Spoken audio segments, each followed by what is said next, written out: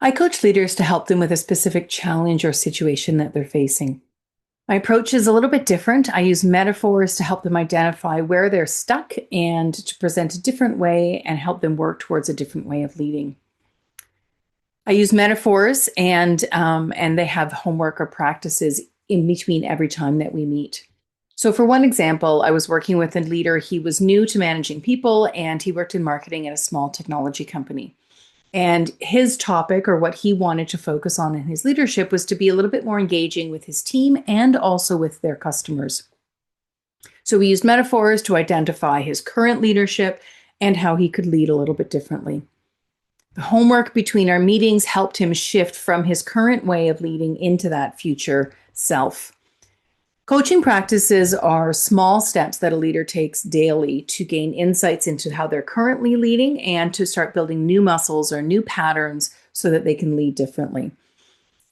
It's not a grandiose gesture, but it's something little, a habit that they can develop over time, kind of like building a muscle when you go to the gym.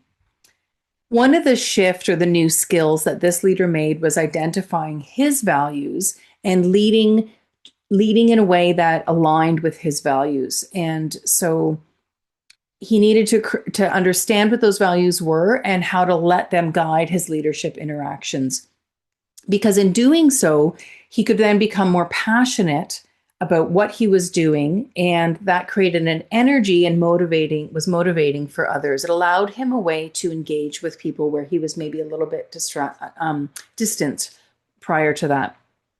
Another shift that this leader had was developing his curiosity and his openness. So he was a little bit detached maybe, and he wanted to build deeper relationships. So by staying anchored in his values, he was able to open up about himself and also ask questions of his team members and his customers to learn more about them.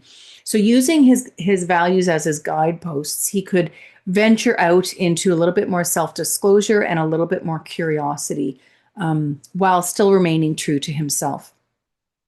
It's hard to look at your own leadership and yourself and see what's not working. And it's harder still to look at, well, what's the alternative? And I find that metaphors and the practices between the meetings are a powerful way of coaching leaders so that they can see themselves more objectively. It takes out that judgment or that guilt or any defensiveness, and it just paves a way towards building skills to lead a little bit differently. Let me know if you or a leader that you know has a specific challenge that they'd like to address. I'd be happy to connect and see if my coaching approach and my use of metaphors would be helpful.